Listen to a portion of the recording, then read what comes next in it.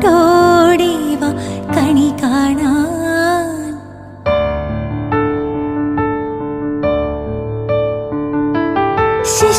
ശിശുക്കളായുള്ള സഖിമാരും താനും പശുക്കളെ മേച്ചു നടക്കുമ്പോൾ, വിശക്കുമ്പോൾ വെണ്ണ കവർന്നുണ്ടും കൃഷ്ണൻ അടുത്തു വാ ഉണ്ണി കണി കാണാൻ.